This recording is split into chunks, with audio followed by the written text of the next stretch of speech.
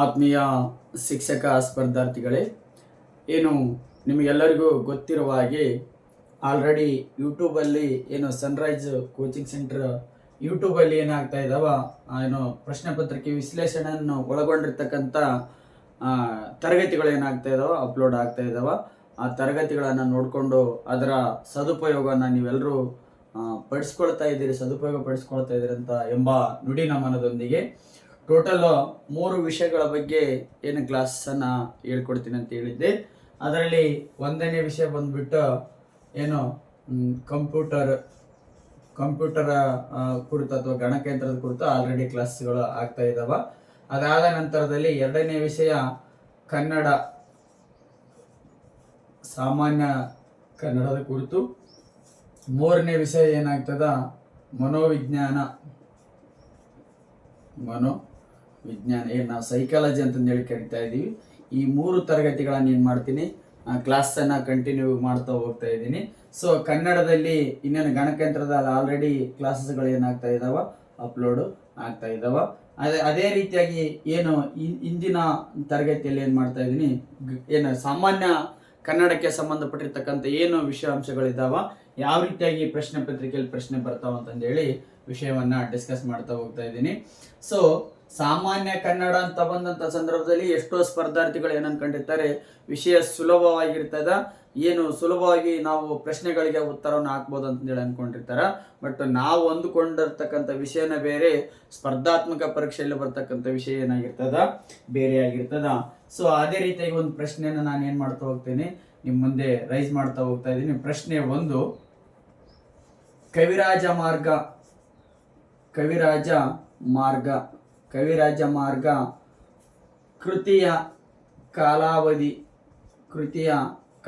ಅಂತಂದೇಳಿ ಒಂದು ಪ್ರಶ್ನೆ ಕೇಳಿದ್ದ. ಕವಿರಾಜ ಮಾರ್ಗ ಕೃತಿಯ ಕಾಲಾವಧಿ ಒಂದು ಪ್ರಶ್ನೆ. ಅಲ್ಲೇ 2ನೇ ಪ್ರಶ್ನೆನ ರೈಸ್ ಮಾಡಿದ್ದ ಅಲ್ಮಿಡಿ ಶಾಸನದ ಕಾಲಾವಧಿ ಎಷ್ಟಂತಂದೇಳಿ 2 ಪ್ರಶ್ನೆಗಳನ್ನ ಕೇಳಿದ್ದ. ಅಲ್ಮಿಡಿ ಶಾಸನದ ಕಾಲಾವಧಿ 2 ಪ್ರಶ್ನೆಗಳು ಕೇಳಿದ್ದ. ಈ 2 ಪ್ರಶ್ನೆಗಳಿಗೆ ಸೇಮ್ ಆಯ್ಕೆಗಳನ್ನು ಕೊಡ್ತಾ ಹೋಗ್ತೀನಿ. 2 ಪ್ರಶ್ನೆಗಳಿಗೆ ಸೇಮ್ ಆಯ್ಕೆಗಳು: ಕ್ರಿಸ್ತ ಪೂರ್ವ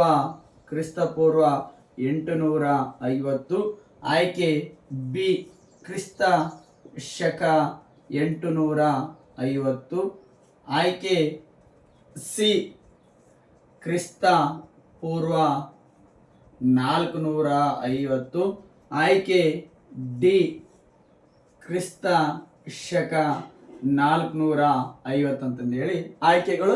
ಪ್ರಶ್ನೆ ಬೇರೆ ಬೇರೆ. ಸೊ ಈ ಪ್ರಶ್ನೆ ಕೇಳಿದವನು ಇವ ಆಯ್ಕೆಗಳನ್ನು ಕೊಟ್ಟಿರ್ತಾನೆ, ಈ ಪ್ರಶ್ನೆ ಕೇಳಿದವನು ಇವ ಆಯ್ಕೆಗಳನ್ನು ಕೊಟ್ಟಿರ್ತಾನೆ ಅಂತ ಅನ್ಕೊಂಡು ಉತ್ತರವನ್ನು ಹಾಕ್ಲಿಕ್ಕೆ ನೀವು ಟ್ರೈ ಮಾಡ್ರಿ. ಕವಿರಾಜ ಮಾರ್ಗ ಕೃತಿಯ ಕಾಲಾವಧಿ ಎಷ್ಟಂತಂದೇಳಿ ಕೇಳಿದಂಥ ಸಂದರ್ಭದಲ್ಲಿ ಏನು ಸ್ಪರ್ಧಾತ್ಮಕ ಪರೀಕ್ಷೆಯನ್ನು ಬರೀತಕ್ಕಂಥ ಎಷ್ಟೋ ಸ್ಪರ್ಧಾರ್ಥಿಗಳು ಏನು ಅನ್ಕೊಂಡ್ಬಿಟ್ಟಿರ್ತಾರ, ಕವಿರಾಜ ಮಾರ್ಗ ಏನು ಇತಿಹಾಸದಲ್ಲಿ ರಚನೆ ಆಗಿರ್ತಕ್ಕಂಥ ಒಂದು ಕೃತಿ ಆಗಿರ್ತದ, ರಾಜರಿಗೆ ಸಂಬಂಧಪಟ್ಟಿರ್ತಕ್ಕಂಥ ಒಂದು ಕೃತಿ ಆಗಿರ್ತದ ಅನ್ಕೊಂಡು ಎಲ್ಲಿ ಹೋಗ್ಬಿಡ್ತಾರ, ಕ್ರಿಸ್ತ ಪೂರ್ವಕ್ಕೆ ಹೋಗ್ಬಿಡ್ತಾರೆ. Is it right? ಇದಾದ್ರನಷ್ಟೇ ಅಲ್ಮಿಡಿ ಶಾಸನದ ಕಾಲಾವಧಿ ಅಂತ ಕೇಳಿದ್ನ್ಯಾಗ ಅಲ್ಮಿಡಿ ಶಾಸನ ಏನು ಪ್ರಾಚೀನ ಸಾಹಿತ್ಯಕ್ಕೆ ಅಥವಾ ಪ್ರಾಚೀನ ಇತಿಹಾಸ ಸಾಹಿತ್ಯಕ್ಕೆ ಸಂಬಂಧಪಟ್ಟಿರ್ತಕ್ಕಂಥ ವಿಷಯ ಆಗಿರ್ತದೆ ಅಂತೇಳಿ ಕ್ರಿಸ್ತ ಪೂರ್ವಕ್ಕೆ ಹೋಗಿ ಆಯ್ಕೆಯನ್ನ ಚೂಸ್ ಮಾಡಬೇಕಾದಂಥ ಸಂದರ್ಭದಲ್ಲಿ ಸೊ ಅದನ್ನ ದಯವಿಟ್ಟು ನೀವು ನೆನಪಲ್ಲಿ ಇಟ್ಕೊಳ್ಬೇಕು. ಯಾವ ಕವಿರಾಜ ಮಾರ್ಗದ ಕಾಲ ಮತ್ತು ಅಲ್ಮಿಡಿ ಶಾಸನದ ಕಾಲ, ಕವಿರಾಜ ಮಾರ್ಗದ ಕಾಲ ಮತ್ತು ಅಲ್ಮಿಡಿ ಶಾಸನದ ಕಾಲಾವಧಿ ಕೇಳಿದ್ನ್ಯಾಗ ಯಾವುದೇ ಕಾರಣಕ್ಕೂ ಕ್ರಿಸ್ತ ಪೂರ್ವ ಆಯ್ಕೆಯನ್ನು ನೀವೇನ್ ಮಾಡ್ಬಾರ್ದು, ಹಾಕ್ಬಾರ್ದಾಗಿರ್ತದ. ಕವಿರಾಜ ಮಾರ್ಗದ ಕಾಲಾವಧಿ ಕ್ರಿಸ್ತ ಶಕ 850. ಕ್ಲಿಯರ? ಕವಿರಾಜ ಮಾರ್ಗ ಕೃತಿಯ ಕಾಲಾವಧಿ ಏನಾಗಿರ್ತದ, ಕ್ರಿಸ್ತ ಶಕ 850 ಆಗಿರ್ತದ. ಅದೇ ರೀತಿಯಾಗಿ ಅಲ್ಮಿಡಿ ಶಾಸನದ ಕಾಲಾವಧಿ ಏನಾಗಿರ್ತದ, ಕ್ರಿಸ್ತ ಶಕ 450 ಆಗಿರ್ತದ. 2 ಟೈಪ್ ಪ್ರಶ್ನೆಗಳನ್ನ ಕೇಳಿದ ಸಂದರ್ಭದಲ್ಲಿ ಯಾವುದೇ ಕಾರಣಕ್ಕೂ ಕ್ರಿಸ್ತ ಪೂರ್ವಕ್ಕೆ ಹೋಗ್ಬೇಡ್ರಿ. ಕ್ರಿಸ್ತ ಶಕ 850 ಕವಿರಾಜ ಮಾರ್ಗ ಕೃತಿಯ ಕಾಲ, ಕ್ರಿಸ್ತ ಶಕ 450 ಅಲ್ಮಿಡಿ ಶಾಸನದ ಕಾಲಾವಧಿ. ಅದಾದ ನಂತರದಲ್ಲಿ ಕವಿರಾಜ ಮಾರ್ಗ ಕೃತಿಯನ್ನ ಯಾರು ಬರೆದ್ರು ಅಂತಂದೇಳಿ ತುಂಬಾ ಸಾರಿ ಪ್ರಶ್ನೆಯನ್ನ ಕೇಳ್ತಾ ಇದ್ದ.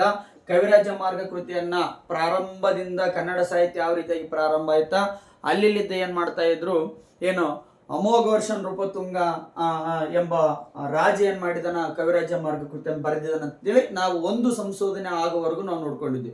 ಆದರೆ ಇತ್ತೀಚಿನ ಸಂಶೋಧನೆ ಪ್ರಕಾರ ಕವಿರಾಜ ಮಾರ್ಗ ಎಂಬ ಕೃತಿಯನ್ನ ಬರೆದಿರ್ತಕ್ಕಂಥವ್ರು ಯಾರಂತ ನೋಡ್ಬೇಕಾದಂತ ಸಂದರ್ಭದಲ್ಲಿ ಶ್ರೀ ವಿಜಯ್ ಎಂಬ ವ್ಯಕ್ತಿ ಏನ್ ಮಾಡ್ತಾನ ಕವಿರಾಜ ಮಾರ್ಗ ಕೃತಿಯನ್ನ ಬರೆದಿದ್ದಾನಂತಂದೇಳಿ ನಾವೇನ್ ಮಾಡಿದ್ವಿ, ಅಂತಿಮ ಘಟ್ಟಕ್ಕೆ ಬಂದ್ ನಿಂತಿದ್ವಿ. ಈಗ ಏನಾದ್ರು ಪ್ರಶ್ನೆ ಕೇಳಿದ್ರ ಕವಿರಾಜ ಮಾರ್ಗ ಕೃತಿಯನ್ನ ಬರೆದಿರ್ತಕ್ಕಂಥ ಯಾರಂದ್ರ ಶ್ರೀ ವಿಜಯ ಅಂತ ಹಾಕ್ಬೇಕಾ, ಎಷ್ಟರಲ್ಲಿ ಅಂತಂದ್ರ ಕ್ರಿಸ್ತ ಶಕ 850ರಲ್ಲಿ ಅಂತ ಹಾಕ್ಬೇಕ. ಸೊ ಒಂದು ದಿನ ತರಗತಿಯಲ್ಲಿ ಕವಿರಾಜ ಮಾರ್ಗ ಕೃತಿ ಮತ್ತು ಅಲ್ಮಿಡಿ ಶಾಸನದ ಬಗ್ಗೆ ಮತ್ತು ಕವಿರಾಜ ಮಾರ್ಗದ ಬಗ್ಗೆ ಕಂಪ್ಲೀಟ್ ಆಗಿ ಏನು ವಿಷಯವನ್ನ ಹೇಳ್ತಾ ಹೋಗ್ತೀನಿ. ಕವಿರಾಜ ಮಾರ್ಗದ ಕಾಲಾವಧಿ, ಬರೆದವ್ರು ಯಾರು, ಅದರಲ್ಲಿರ್ತಕ್ಕಂಥ ವಿಷಯ ಏನು, ಯಾವ ಭಾಷೆಯಲ್ಲಿ ಕವಿರಾಜ ಮಾರ್ಗ ಕೃತಿಯನ್ನು ಬರೆದಿದೆ, ಕವಿರಾಜ ಮಾರ್ಗ ಕೃತಿಯ ಮೇಲೆ ಟೋಟಲ್ 4 ಪ್ರಶ್ನೆಗಳನ್ನು ಕೇಳ್ತಾ ಇದ್ದಾನ. 1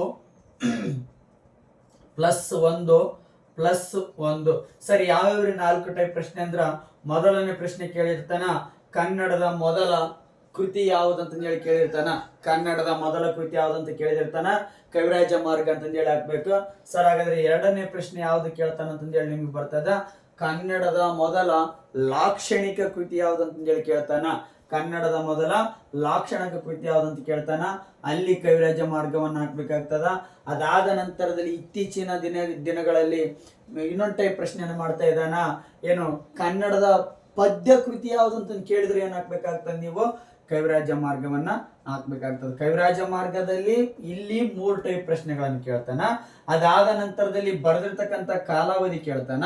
ಅದಾದ ನಂತರದಲ್ಲಿ ಅದನ್ನ ಯಾರು ಬರೆದ್ರು ಅಂತಂದೇಳಿ ಕೇಳ್ತಾನ. ಮತ್ತೆ ಅದು ಯಾವ ಭಾಷೆಯಲ್ಲಿ ಇದೆ ಅಂತಂದೇಳಿ ಮುತ್ತು ಕೇಳ್ತಾನ. ಡಿಸ್ಕಸ್ ಮಾಡ್ತಾ ಹೋಗ್ತೇನೆ. ಕವಿರಾಜ ಮಾರ್ಗ ಕೃತಿ ಇಂಪಾರ್ಟೆಂಟ್, ಅಲ್ಮಿಡಿ ಶಾಸನ ಇಂಪಾರ್ಟೆಂಟ್.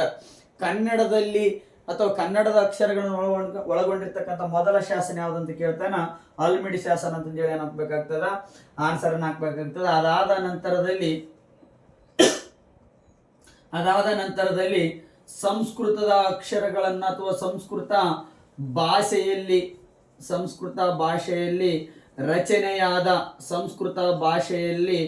ರಚನೆಯಾದ ಮೊದಲ ಶಾಸನ ಯಾವುದಂತ ಕೇಳಿದ ಪ್ರಶ್ನೆನ. ಸಂಸ್ಕೃತ ಭಾಷೆಯಲ್ಲಿ ರಚನೆಯಾದ ಮೊದಲ ಶಾಸನ ಯಾವುದಂತ ಕೇಳಿದಾನ. ಸೊ ಅಂತ ಸಂದರ್ಭದಲ್ಲಿ ಆಯ್ಕೆಗಳನ್ನ ಕೊಟ್ಟಿರ್ತಾನ. 1ನೇದ್ದು ಅಲ್ಮಿಡಿ ಶಾಸನ, 2ನೇದ್ದು ತಾಳಗುಂದ ಶಾಸನ, 3ನೇದ್ದು ಅತ್ತಿಗುಪ್ಪೆ ಶಾಸನ, 4ನೇದ್ದು ಏನು ನನ್ ಆಫ್ ದಿ ಅಬೋ ಅಥವಾ ಮೇಲಿನ ಯಾವುದಲ್ಲ ಅಂತಂದೇಳಿ ಏನ್ ಮಾಡ್ಬಿಡ್ತಾನ, ಪ್ರಶ್ನೆನ ಕೇಳ್ತಾನ. ಅವಾಗ ಸಂಸ್ಕೃತ ಭಾಷೆಯಲ್ಲಿ ರಚನೆಯಾದ ಮೊದಲ ಶಾಸನ ಯಾವ್ದಂತ ಸಂದರ್ಭದಲ್ಲಿ ನಿಮ್ಗೆ ಏನ ಕನ್ಫ್ಯೂಸ್ ಆಗ್ಬಿಟ್ಟಿರ್ತದ, ಅಲ್ಮಿಡಿ ಶಾಸನ ಕನ್ನಡದಲ್ಲಿ ರಚನೆಯಾದ ಅಥವಾ ಕನ್ನಡದ ವರ್ಣಮಾಲೆಯನ್ನು ಒಳಗೊಂಡಿರ್ತಕ್ಕಂಥ ಶಾಸನನ, ಅಥವಾ ಅದ್ರಲ್ಲಿ ಏನಾದ್ರು ಸಂಸ್ಕೃತ ಮಿಕ್ಸ್ ಆಗಿದೆ ಅಂತಂದೇಳಿ ನಿಮ್ಗೆ ಕನ್ಫ್ಯೂಸ್ ಬರ್ತದ.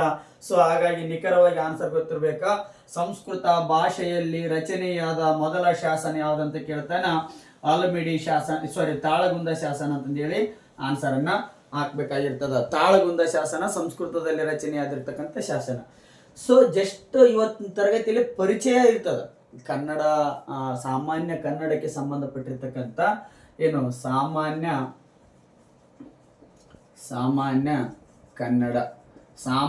ಕನ್ನಡಕ್ಕೆ ಸಂಬಂಧಪಟ್ಟಿರ್ತಕ್ಕಂಥ ಪರಿಚಯ ತರಗತಿ ಆಗಿರೋದ್ರಿಂದ ಓವರ್ ಆಲ್ ಆಗಿ ಟೋಟಲ್ ಏನು ಸಿಲೆಬಸ್ ಇರ್ತದೆ ಅದನ್ನ ಏನು ನಿಮ್ಗೆ ಹೇಳ್ತಾ ಹೋಗ್ತದೆ. ಪ್ರಸ್ತುತ ದಿನಮಾನದಲ್ಲಿ ನೀವು ಯೂಟ್ಯೂಬ್ ಅಲ್ಲಿ ಹೋಗಿ ಕನ್ನಡ ಸಾಹಿತ್ಯಕ್ಕೆ ಸಂಬಂಧಪಟ್ಟಿರ್ತಕ್ಕಂಥ ಲಿಟ್ರೇಚರ್ ನೀವು ಸರ್ಚ್ ಮಾಡ್ರಿ, ಸಾವಿರಾರು ವಿಡಿಯೋಗಳು ಏನಾಗಿಬಿಡ್ತಾವ, ಅಪ್ಲೋಡ್ ಆಗ್ತಾವ.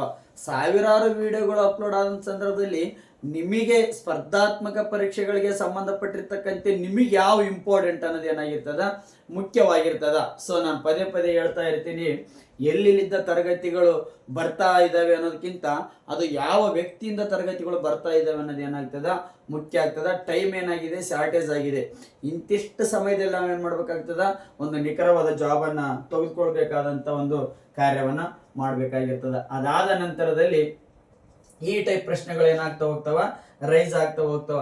ಸರಿ, ಇದಾದ ನಂತರ ಮತ್ತೆ ಯಾವ ಟೈಪ್ ಪ್ರಶ್ನೆಗಳು ಬರ್ತಾ ಇದಾವ, ಏನು syllabus through as A syllabus through ಏನ್ ಪ್ರಶ್ನೆಗಳು ರೈಸ್ ಆಗ್ತಾ ಇದಾವ ಅಂತಂದು ಹೇಳಿ ನೋಡ್ಬೇಕಾದಂತ ಸಂದರ್ಭದಲ್ಲಿ ಮುಂದೆ ಸಿಂಪಲ್ ಪ್ರಶ್ನೆಗಳನ್ನ ನಾನು ಅಂದ್ರೆ ಈ ವಿಶ್ಲೇಷಣೆಯನ್ನು ಮಾಡ್ತಾ ಹೋಗ್ತಾ ಇದ್ದೀನಿ. ದಯವಿಟ್ಟು ಅದನ್ನ ಸ್ವಲ್ಪ ಜಾಗ್ರತೆಯಿಂದ ಏನ್ ಮಾಡ್ಬೇಕಾಗ್ತದ, ಕೇಳ್ಬೇಕಾಗ್ತದ. ಒಂದೊಂದು ಅಂಕ ಏನಾಗ್ತದ ತುಂಬಾ ಮುಖ್ಯ ಆಗ್ತದ. ಪ್ರಶ್ನೆನ ಕೇಳ್ತಾ ಇದ್ದ, ಅಲ್ಲಿ 3 ಪ್ರಶ್ನೆಗಳನ್ನ ಬರೆದಿದ್ದೆ. ಇದು 4ನೇ ಪ್ರಶ್ನೆ ನಾನು ನಿಮ್ಗೆ ಏನ್ ಮಾಡ್ತಾ ಇದ್ದೀನಿ, ಬರಿತಾ ಇದ್ದೀನಿ. ಟ ಎಂಬುದು ಈ ಕೆಳಗಿನವುಗಳಲ್ಲಿ ಯಾವುದಕ್ಕೆ ಸಮ ಆಗಿದೆ. ನಾನು ಪ್ರಶ್ನೆ ಪತ್ರಿಕೆ ವಿಶ್ಲೇಷಣೆ ಮಾಡೋದ್ಮೇಲೆ ಇಷ್ಟ ಬರ್ದಿರ್ತೀನಿ.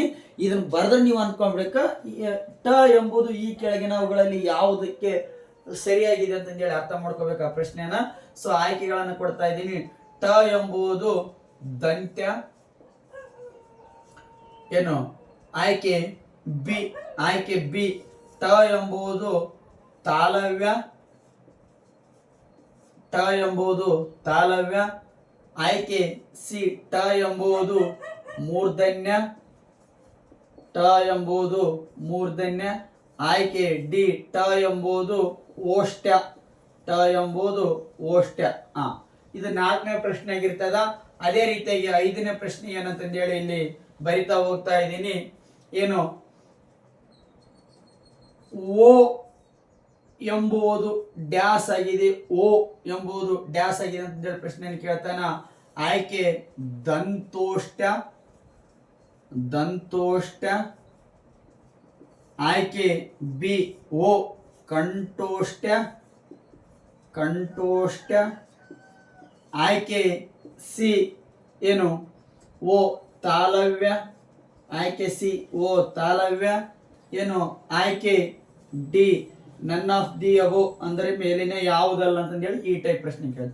ಸರ್ ಇವೇನ್ರಿ ಹೊಸ್ತಾಗಿ ಹೇಳ್ತಾ ಇದಾರೆ, ಮೂರ್ಧನ್ಯ ಅಂದ್ರೆ ಏನ್ರಿ, ತಾಲವ್ಯ ಅಂದ್ರೆ ಏನು, ಓಷ್ಟ್ಯ ಅಂದ್ರೆ ಏನು, ದಂತ್ಯ ಅಂದ್ರೆ ಏನು, ಅದೇ ರೀತಿಯಾಗಿ ದಂತೋಷ್ಟ್ಯ ಅಂದ್ರೆ ಏನು, ಕಂಠೋಷ್ಟ್ಯ ಅಂದ್ರೆ ಏನು, ಈ ತರ ಏನು ಕನ್ನಡದ ವ್ಯಾಕರಣಕ್ಕೆ ಸಂಬಂಧಪಟ್ಟಿರ್ತಕ್ಕಂಥ ವಿವಿಧ ತರಗತಿಗಳು ಏನಾಗ್ತಾ ಇದಾವ, ನಡೀತಾ ಹೋಗ್ತಾ ಇದಾವ. ಸೊ ಇಲ್ಲಿ ಟ ಎಂಬುದು ಏನಾಗ್ತದ, ಮೂರ್ಧನ್ಯ ಆಗಿರ್ತದ. ಟ ಎಂಬುದು ಮೂರ್ಧನ್ಯ ಆಗಿರ್ತದ. ಮತ್ತೆ ಮುಂದಿನ ತರಗತಿಯಲ್ಲಿ ಹೇಳ್ಕೊಡ್ತೇನೆ. ಜಸ್ಟ್ ವಿಶ್ಲೇಷಣೆಯನ್ನು ಮಾಡ್ತಾ ಇದ್ದೀನಿ. ಓವರ್ ಆಲ್ ಸಬ್ಜೆಕ್ಟ್ ಅನ್ನ ಇಂದಿನ ತರಗತಿಯಲ್ಲಿ ವಿಶ್ಲೇಷಣೆ ಮಾಡ್ತಾ ಇದ್ದೀನಿ. ದಂತ್ಯ ಅಂದ್ರೆ ಏನಂತ ಹೇಳ್ಕೊಡ್ತೀನಿ, ತಾಲವ್ಯ, ಮೂರ್ಧನ್ಯ, ಓಷ್ಟ್ಯ. ಸೊ ಅದೇ ರೀತಿಯಾಗಿ ಕಂಠ, ದಂತ್ಯ, ತಾಲವ್ಯ, ಓಷ್ಟ್ಯ, ಈ ರೀತಿಗೆ ಕನ್ನಡದ ವ್ಯಾಕರಣದಲ್ಲಿ ಏನಾಗ್ತಾವ ವಿಷಯಗಳು ಆಗ್ತಾ ಹೋಗ್ತಾ ಇದಾವ.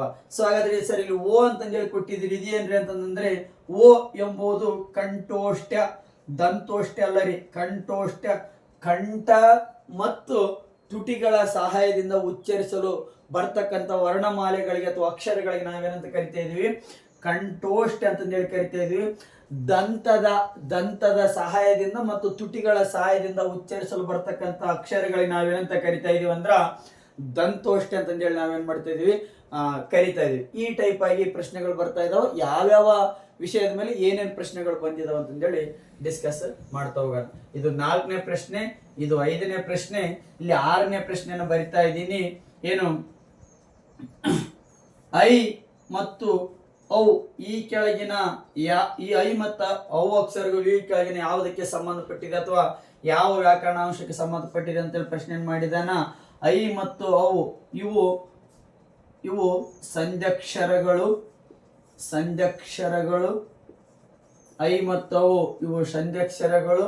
ಅದೇ ರೀತಿಯಾಗಿ ಐ ಮತ್ತು ಅವು ದಂತ್ಯಗಳು. ಐ ಮತ್ತು ಅವು ದಂತ್ಯಗಳು. ಸಿ ಐ ಮತ್ತು ಅವು ತಾಲವ್ಯಗಳು.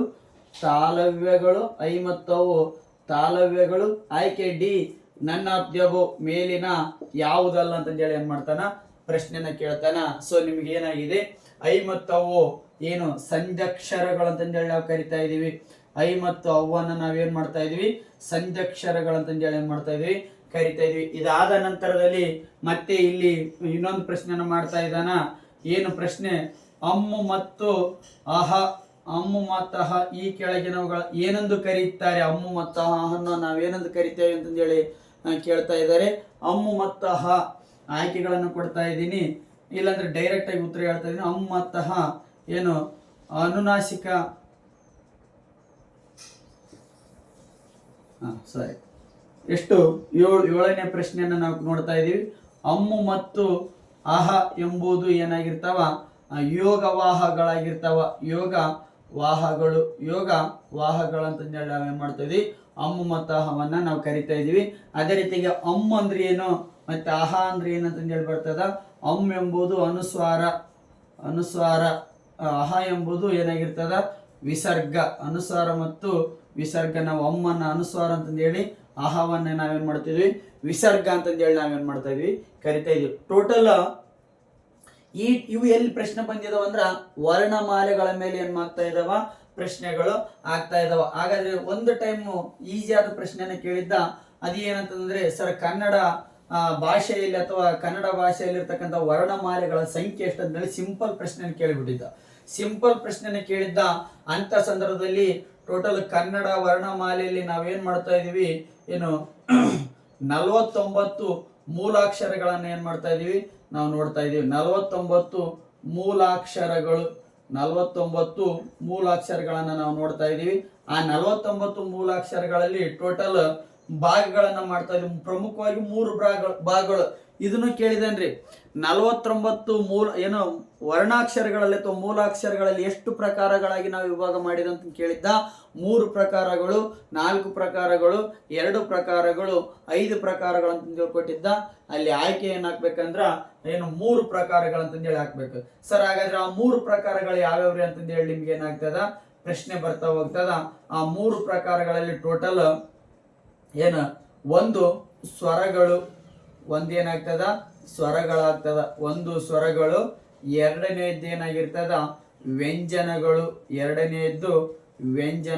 ಒಂದು ಸ್ವರಗಳು, ಎರಡನೇದ್ದು ವ್ಯಂಜನಗಳಾಗಿರ್ತದ.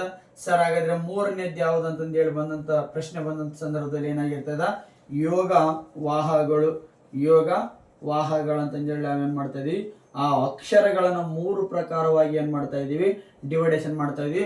ಸ್ವರಗಳು ಎಷ್ಟಿದಾವ್ರಿ ಸರ್ ಅಂತಂದೇಳಿ ಪ್ರಶ್ನೆ ಬರ್ತದ. ಸ್ವರಗಳು ಏನಾಗಿರ್ತಾವ 13 ಸ್ವರಗಳಾಗಿರ್ತಾವ. ಮತ್ತೆ 13 ಸ್ವರಗಳಲ್ಲಿ ಮತ್ತೆ ನಾವು 2 ಪ್ರಕಾರಗಳನ್ನ ನಾವು ಮಾಡ್ತಾ ಇದೀವಿ. ಒಂದು ರಶ್ವ ಸ್ವರ, ಒಂದೇನಾಗಿರ್ತದ ರಸ್ವ ಸ್ವರ ಆಗಿರ್ತದ. ಇನ್ನೊಂದು ಏನಾಗಿರ್ತದ ಪ್ಲಸ್ ದೀರ್ಘ ಸ್ವರ. ಒಂದು ರಶ್ವ ಸ್ವರ, ಇನ್ನೊಂದು ಏನಾಗಿರ್ತದ ದೀರ್ಘ ಸ್ವರ ಆಗಿರ್ತದ. ರಶ್ವ ಸ್ವರದಲ್ಲಿ ನಾವು ಎಷ್ಟು ಅಕ್ಷರಗಳನ್ನು ನೋಡ್ತಾ ಇದೀವಿ ಅಂದ್ರ 6 ಅಕ್ಷರಗಳನ್ನು ನೋಡ್ತಾ ಇದೀವಿ. ದೀರ್ಘ ಸ್ವರದಲ್ಲಿ ನಾವೇನ್ ಮಾಡ್ತಾ ಇದೀವಿ ಅಂದ್ರ 7 ಅಕ್ಷರಗಳನ್ನ ಏನ್ ಮಾಡ್ತಾ ಇದೀವಿ ನೋಡ್ತಾ ಇದೀವಿ. ಒಟ್ಟಾಗಿ ಟೋಟಲ್ 13 ಸ್ವರಗಳನ್ನ ನಾವೇನ್ ಮಾಡ್ತಾ ಇದೀವಿ ನೋಡ್ತಾ ಇದೀವಿ. 13 ಸ್ವರಗಳನ್ನ ನಾವು ನೋಡ್ತಾ ಇದೀವಿ. ಸರ್ ಹಾಗಾದ್ರೆ ವ್ಯಂಜನಗಳಲ್ಲಿ ಎಷ್ಟು ಪ್ರಕಾರಗಳು ಅಥವಾ ಎಷ್ಟು ಅಕ್ಷರಗಳಿದಾವೆ ಅಂತಂದೇಳಿ ಪ್ರಶ್ನೆ ಬರ್ತದ. 34 ಅಕ್ಷರಗಳನ್ನ ನಾವು ನೋಡ್ತಾ ಇದೀವಿ. ಅದರಲ್ಲಿ ವರ್ಗೀಯ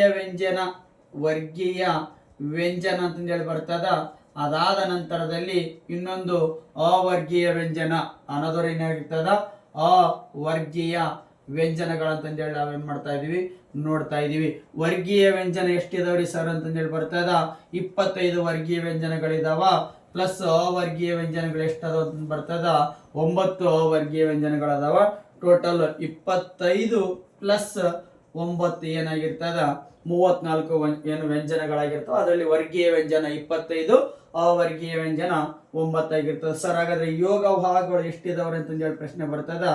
ಯೋಗವಾಹಗಳು ಏನಾಗಿರ್ತಾವ 2 ಆಗಿರ್ತಾವ. ಟೋಟಲ್ 34, 37 ಒಂದು ಏನಾಗಿರ್ತದ 38, 34, 37, 47 ಪ್ಲಸ್ 2 ಟೋಟಲ್ 49 ಏನಾಗಿರ್ತಾವ ಮೂಲಾಕ್ಷರಗಳಿದಾವ. 49 ಮೂಲಾಕ್ಷರಗಳಿದಾವ.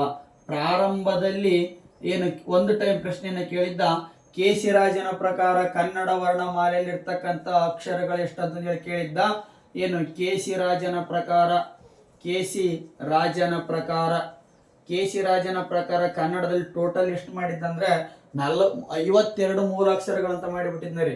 52 ಯಾವ್ಯಾವ್ರಿ ಸರ್ ಅಂದ್ರ ಕ್ಷ ಮತ್ತು ಜ್ಞಾನ ಏನ್ ಮಾಡಿದ್ದ ತೆಗೆದಿದ್ದ. ಕ್ಷ ಮತ್ತು ಜ್ಞ ಎಂಬ ಅಕ್ಷರವನ್ನು ಏನ್ ಮಾಡಿದ್ದ ತೆಗೆದಿದ್ದ. Total 47 plus 5 is equal to 52 ಮೂಲಾಕ್ಷರಗಳಂತಂದೇಳಿ ಮಾಡಿದ್ದ.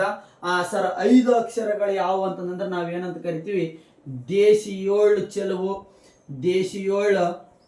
ಅಂತಂದೇಳಿ ನಾವೇನ್ ಮಾಡ್ತಾ ಇದೀವಿ ಕರಿತಾ ಇದೀವಿ. ಆ 5 ಅಕ್ಷರಗಳು ಏನಾಗಿರ್ತಾವ ದೇಶಿಯೋಳ್ ಚೆಲುವು ಆಗಿರ್ತಾವ.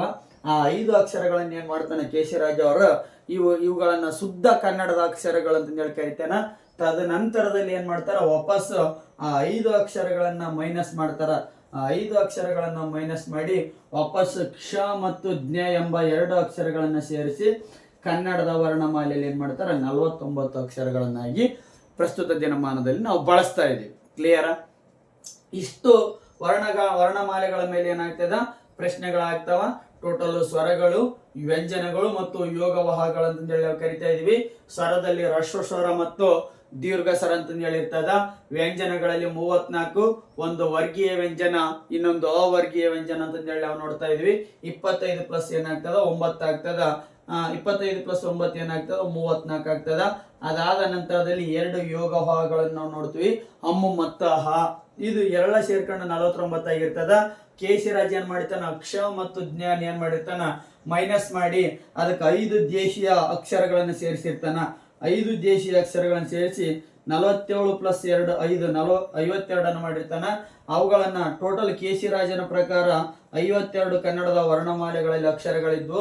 ತದನಂತರದಲ್ಲಿ ಏನ್ ಮಾಡ್ತಾನ 5 ಅಕ್ಷರಗಳನ್ನ ಆಟೋಮೆಟಿಕ್ ಏನು ತೆಗೆದಾಕಿ 47ಕ್ಕೆ ಮತ್ತೆ ಕ್ಷ ಮತ್ತು ಜ್ಞ ಎಂಬ 2 ಅಕ್ಷರಗಳನ್ನು ಸೇರಿಸಿ ಏನ್ ಮಾಡ್ತಾನ 49 ಮೂಲ ಅಕ್ಷರಗಳಂತಂದೇಳಿ ಏನ್ ಮಾಡ್ತಾನ ಪ್ರಸ್ತುತ ದಿನಮಾನದಲ್ಲಿ ಕನ್ನಡದ ವರ್ಣಮಾಲೆಗಳಲ್ಲಿ ನಾವೇನ್ ಮಾಡ್ತಾ ಇದೀವಿ, ಬಳಸ್ತಾ ಇದೀವಿ. ಇದರ ಮೇಲೆ ಡಿಫ್ರೆಂಟ್ ಟೈಪ್ ಆಫ್ ಪ್ರಶ್ನೆಗಳು ಬರ್ತಾವ. ಪ್ರಶ್ನೆಗಳು ಯಾವ ರೀತಿಯಾಗಿ ಬರ್ತಾವ ಅಂತಂದೇಳಿ ಏನ್ ಮಾಡ್ತಾ ಇದೀನಿ, ಮುಂದಿನ ಏನು ನೆಕ್ಸ್ಟ್ ಆನ್ಲೈನ್ ಸೆಷನ್ ಕ್ಲಾಸ್ ಮಾಡ್ಬೇಕಂತ ಸಂದರ್ಭದಲ್ಲಿ ಹೇಳ್ಕೊಡ್ತೀನಿ. ಸೊ ಇಷ್ಟೆಲ್ಲ ಚಾರ್ಟ್ ಅನ್ನ ಏನ್ ಮಾಡ್ಕೊಡ್ರಿ, ಬರ್ಕೊಡ್ರಿ. ಸರ್ ಆಯ್ತ್ರಿ, ಏನು ಮೂಲ ವರ್ಣಮಾಲೆ ಮೇಲೆ ಯಾವ ರೀತಿಯಾಗಿ ಪ್ರಶ್ನೆಯನ್ನು ಬರ್ತಾ ಇದಾವ ಅಂತಂದೇಳಿ ಹೇಳ್ಕೊಟ್ರಿ. ನಂತರದಲ್ಲಿ ಯಾವ ಟೈಪ್ ಪ್ರಶ್ನೆಗಳು ಬರ್ತಾ ಇದಾವ, ಸಾಮಾನ್ಯ ಕನ್ನಡಕ್ಕೆ ಸಂಬಂಧಪಟ್ಟಿರ್ತಕ್ಕಂಥ ಯಾವ ರೀತಿ ತರಗತಿಗಳು ಬರ್ತಾ ಇದಾವ ನೋಡ್ಬೇಕಾದಂತ ಸಂದರ್ಭದಲ್ಲಿ ಏನು ಸಂಯುಕ್ತಾಕ್ಷರಗಳು ಮತ್ತು ಗುಣಿತಾಕ್ಷರಗಳು ಈ ಟೈಪ್ ಪ್ರಶ್ನೆಗಳಾಗ್ತಾವ. ಸಂಯುಕ್ತಾಕ್ಷರಗಳು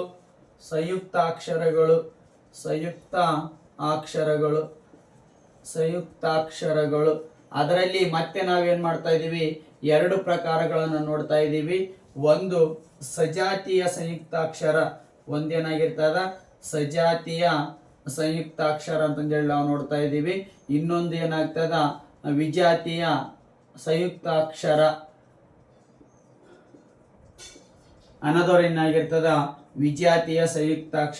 ವಿಜಾತಿಯ ಸಂಯುಕ್ತಾಕ್ಷರವನ್ನ ನಾವೇನ್ ಮಾಡ್ತಾ ಇದೀವಿ, ನೋಡ್ತಾ ಇದೀವಿ. ಸಜಾತಿಯ ಸಂಯುಕ್ತಾಕ್ಷರ ಅಂತಂದ್ರ ಒಂದೇ ಜಾತಿಯ ಅಥವಾ ಅದೇ ಜಾತಿಯ ಒತ್ತಕ್ಷರ ಇರ್ತಕ್ಕಂಥ ಅಕ್ಷರಗಳಿಗೆ ನಾವೇನಂತ ಕರಿತಾ ಇದೀವಿ, ಸಜಾತಿಯ ಸಂಯುಕ್ತಾಕ್ಷರ ಅಂತ ಹೇಳಿ ಕರಿತೀವಿ. ಬೇರೆ ರೀತಿಯ ಒತ್ತಕ್ಷರಗಳು ಇರ್ತಕ್ಕಂಥ ಅಕ್ಷರಗಳಿಗೆ ನಾವೇನಂತ ಕರಿತೀವಿ, ವಿಜಾತಿಯ ಸಂಯುಕ್ತಾಕ್ಷರ ಅಂತ ಹೇಳಿ ಕರಿತೀವಿ. ಅಕ್ಕ, ಅಣ್ಣ, ಏನು ತಮ್ಮ, ಏನು ನನ್ನ, ಈ ರೀತಿಯಾಗಿ ಅದೇ ಜಾತಿಯ ಒತ್ತಕ್ಷರ ಏನಾಗಿರ್ಬೇಕು ಆ ಅಕ್ಷರಗಳಿಗೆ ಬಂದಿರ್ಬೇಕ.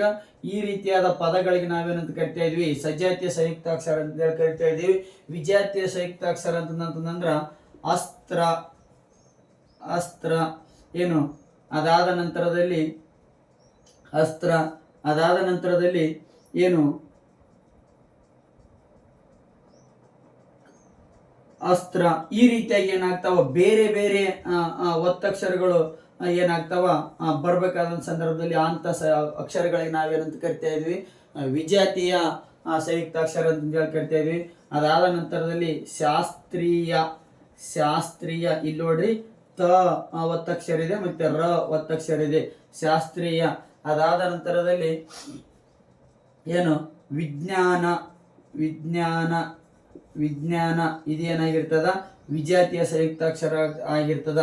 ಈ ರೀತಿಯಾಗಿರ್ತಕ್ಕಂಥ ಅಕ್ಷರಗಳನ್ನ ನಾವೇನು ಮಾಡ್ತೀವಿ, ಸಂಯುಕ್ತಾಕ್ಷರದಲ್ಲಿ 2 ಪ್ರಕಾರಗಳು, ಒಂದು ಸಜಾತಿಯ ಸಂಯುಕ್ತಾಕ್ಷರ, ಇನ್ನೊಂದು ವಿಜಾತಿಯ ಸಂಯುಕ್ತಾಕ್ಷರ.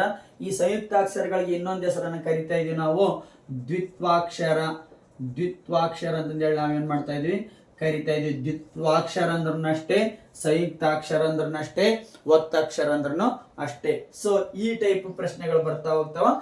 ಡಿಫ್ರೆಂಟ್ ಟೈಪ್ ಆಗಿ ಕ್ಲಾಸ್ ಅನ್ನ ಡಿವೈಡೇಷನ್ ಮಾಡಿ ನಿಮಗೆ ತರಗತಿಗಳನ್ನ ಹೇಳ್ಕೊಡ್ತಕ್ಕಂಥ ಏನು ಕಾರ್ಯವನ್ನ ಮಾಡ್ತೀನಿ ಎಂಬ ಮಾತನ್ನ ಹೇಳ್ತಾ ಇದ್ದೀನಿ. ಅದಾದ ನಂತರದಲ್ಲಿ ಸರ್ ಮತ್ತೆ ಯಾವ ಟೈಪ್ ಪ್ರಶ್ನೆಗಳು ಸಾಮಾನ್ಯ ಕನ್ನಡದಲ್ಲಿ ಬಂದಂತ ಸಂದರ್ಭದಲ್ಲಿ ಏನೆಲ್ಲ ಪ್ರಶ್ನೆಗಳು ಆಗ್ತಾ ಇದಾವ ಅಂತಂದೇಳಿ ಕೇಳ್ತಾ ಹೋಗ್ತಾ ಇದ್ದಾನ. ಸೊ ಮುಂದೆ ವಿಚಾರ ಮಾಡ್ಬೇಕಾದಂತ ಸಂದರ್ಭದಲ್ಲಿ ಕನ್ನಡ ವರ್ಣಮಾಲೆ ಅಂತಂದೇಳಿ ಬಂದತ್ನಾಗ ನಮಗೆ ಗೊತ್ತೇ ಇರ್ತಕ್ಕಂಥ ಹಲವಾರು ವಿಷಯಗಳಿದಾವ್ರಿ. ಕ್ಲಿಯರಾ? ಸಂಧಿಗಳಂತಂದೇಳಿ ಬರ್ತಾ ಇದಾವ. ಟೋಟಲ್ ಸಂಧಿಗಳು ಎಷ್ಟಿದಾವ ಅಂತಂದೇಳಿ ನೋಡ್ಬೇಕಾದಂತ ಸಂದರ್ಭದಲ್ಲಿ ಸಂಧಿಗಳಲ್ಲಿ ಪ್ರಮುಖವಾಗಿ 2 ಪ್ರಕಾರಗಳನ್ನು ನಾವು ನೋಡ್ತಾ ಇದ್ದೀವಿ. ಒಂದು ಕನ್ನಡ ಸಂಧಿ, ಅದಾದ ನಂತರದಲ್ಲಿ ಎರಡನೆಯದ್ದು ಸಂಸ್ಕೃತ ಸಂಧಿ. ಒಂದು ಕನ್ನಡ ಸಂಧಿ, ಇನ್ನೊಂದು ಏನಾಗಿರ್ತದ ಸಂಸ್ಕೃತ ಸಂಧಿ ಆಗಿರ್ತದ. ಸಂಸ್ಕೃತ ಸಂಧಿಗಳು, ಒಂದು ಕನ್ನಡ ಸಂಧಿ, ಇನ್ನೊಂದು ಏನಾಗಿರ್ತದ ಸಂಸ್ಕೃತ ಸಂಧಿ ಅಂತಂದೇಳಿ ನಾವು ನೋಡ್ತಾ ಇದ್ದೀವಿ. ಅದಾದ ನಂತರದಲ್ಲಿ ಕನ್ನಡ ಸಂಧಿಯಲ್ಲಿ ಮತ್ತೆ ನಾವೇನ್ ಮಾಡ್ತಾ ಇದೀವಿ, 2 ಪ್ರಕಾರಗಳನ್ನ ನಾವೇನ್ ಮಾಡ್ತಾ ಇದೀವಿ, ಡಿವೈಡೇಷನ್ ಅನ್ನ ಮಾಡ್ತಾ ಇದೀವಿ. ಒಂದು ಕನ್ನಡ ಸಂಧಿಯಲ್ಲಿ 2 ಪ್ರಕಾರಗಳು. ಅದು ಯಾವ್ದ್ರಿ ಸರ್ ಅಂತಂದ್ರ ಕನ್ನಡ ಸ್ವರ ಸಂಧಿ, ಕನ್ನಡ ಸ್ವರ ಸಂಧಿ ಅಂತ ಕೇಳ್ಬೋದು, ಅಥವಾ ಕನ್ನಡ ಸ್ವರ ಸಂಧಿ ಅಂತ ಕೇಳ್ಬೋದು. ಅದಾದ ನಂತರದಲ್ಲಿ ಕನ್ನಡ ವ್ಯಂಜನ ಸಂಧಿ,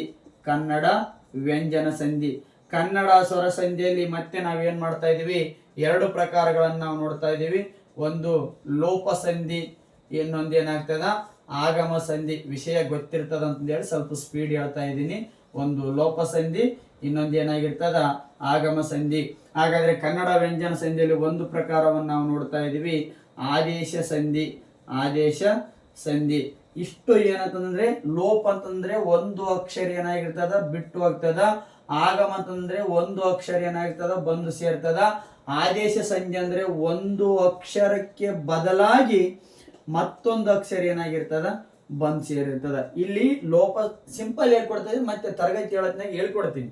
ಲೋಪ ಅಂತಂದ್ರ ಒಂದು ಅಕ್ಷರ ಬಿಟ್ಟು ಹೋಗ್ತದ. ಆಗಮ ಅಂದ್ರ ಒಂದು ಅಕ್ಷರ ಬಂದು ಸೇರ್ತದ. ಆದೇಶ ಸಂಧಿ ಅಂತಂದ್ರ ಒಂದಕ್ಕೆ ಬದಲಾಗಿ ಮತ್ತೊಂದು ಬರ್ತದ. ಸಿಂಪಲ್ ಆಗಿ ಹೇಳ್ಬೇಕಂದ್ರ ಲೋಪ ಸಂಧಿ, ಒಬ್ಬ ಮನುಷ್ಯ ಇದಾನ, ಇವೇನಾಗ್ತಾನ, ಇದು ಒಂದು ಪ್ಲೇಸ್ ಐತಿ. ಈ ಪ್ಲೇಸ್ ಬಿಟ್ಟು ಒಬ್ಬ ಮನುಷ್ಯ ಇದಾನ, ಒಂದು ಪ್ಲೇಸ್ ಬಿಟ್ಟು ಹೋಗ್ಬಿಡ್ತಾನ, ಕಣ್ಮರಿ ಆಗ್ತಾನ. ಇದು ಲೋಪ ಸಂಧಿ. ಆಗಮ ಸಂಧಿ ಅಂತಂದ್ರ ಏನು, ಒಂದ್ ಪ್ಲೇಸ್ ಬಿಟ್ಟು ಕಣ್ಮರಿ ಆಗಂತದ್ದು. ಆಗಮ ಸಂಧಿ ಅಂತಂದ್ರ ಇಲ್ಲಿ ಪ್ಲೇಸ್ ಖಾಲಿ ಐತಿ, ಇಲ್ಲಿ ಇರ್ತಕ್ಕಂಥ ಒಬ್ಬ ಮನುಷ್ಯ ಇದಾನ, ಈ ಮನುಷ್ಯ ಇಲ್ಲಿ ಬಂದು ನಿಲ್ತಕ್ಕಂಥ ವ್ಯವಸ್ಥೆ ಆಗಮ ಸಂಧಿ. ಆದೇಶ ಸಂಧಿ ಅಂತಂದ್ರ ಲೋಪ, ಆಗಮ ಮತ್ತು ಆದೇಶ ಸಂಧಿ ಅಂತಂದ್ರ ಇಲ್ಲೊಬ್ಬ ಮನುಷ್ಯ ಇದಾನ, ಈ ಮನುಷ್ಯನಿಗೆ ಬೇರೆ ಒಬ್ಬ ಮನುಷ್ಯ ಬಂದು ಏನ್ ಮಾಡ್ತಾನ, ಇವನು ಮೈನಸ್ ಆಗ್ತಾನ, ಇವನು ಬಂದು ಇಲ್ಲಿ ಏನಾಗ್ತಾನ ಸ್ಟ್ಯಾಂಡ್ ಆಗ್ತಾನ. ಇದು ಏನಾಗಿರ್ತದ ಆದೇಶ ಸಂಧಿ. ಸಿಂಪಲ್ ಆಗಿ ಹೇಳ್ಬೇಕಂದ್ರೆ ಲೋಪ ಅಂದ್ರ ಒಂದ್ ಅಕ್ಷರ ಬಿಟ್ಟು ಹೋಗ್ತದ, ಆಗಮ ಅಂದ್ರ ಒಂದ್ ಅಕ್ಷರ ಬಂದ್ ಸೇರ್ಕೊಳ್ತದ, ಆದೇಶ ಅಂದ್ರೆ ಒಂದು ಅಕ್ಷರಕ್ಕೆ ಬದಲಾಗಿ ಇನ್ನೊಂದು ಅಕ್ಷರ ಬಂದ್ ಸೇರ್.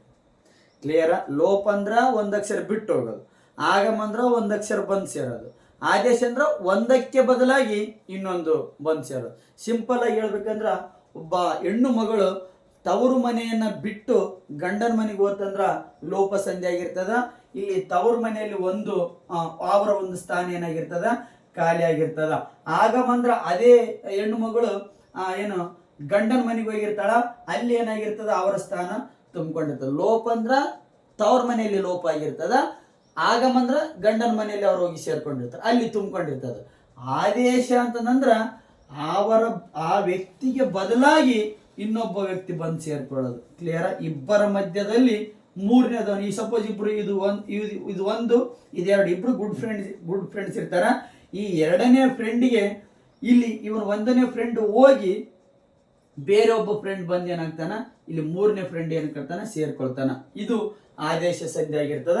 ಯಾವ ರೀತಿಗೆ ಅಂತಂದೇಳಿ ಕ್ಲಾಸ್ ಮಾಡೋತ್ನಾಗ ಹೇಳ್ಕೊಡ್ತೀನಿ, ನೋಡ್ರಿ. ಸೊ ಅದಾದ ನಂತರದಲ್ಲಿ ಕನ್ನಡ ಸಂಧಿ ಆದ ನಂತರದಲ್ಲಿ ಸಂಸ್ಕೃತ ಸಂಧಿ ಅಂತ ಹೇಳಿ ಬರ್ತಾವ. ಸಂಸ್ಕೃತ ಸಂಧಿಯಲ್ಲಿ ಮತ್ತೆ 2 ಪ್ರಕಾರಗಳು. ಕ್ಲಿಯರ್? ಸಂಸ್ಕೃತ ಸಂಧಿಯಲ್ಲಿ ಮತ್ತೆ 2 ಪ್ರಕಾರಗಳು. ಒಂದು ಸಂಸ್ಕೃತ ಸ್ವರ ಸಂಧಿ, ಒಂದು ಏನಾಗಿರ್ತದ ಸಂಸ್ಕೃತ ಸ್ವರ ಸಂಧಿ ಅಂತಂದೇಳಿ ನಾವು ನೋಡ್ತಾ ಇದೀವಿ. ಸಂಸ್ಕೃತ ಸ್ವರ ಸಂಧಿಯಲ್ಲಿ ಮತ್ತೆ ಎಷ್ಟಾಗಿರ್ತಾವ, 4 ಪ್ರಕಾರಗಳಾಗಿರ್ತಾವ.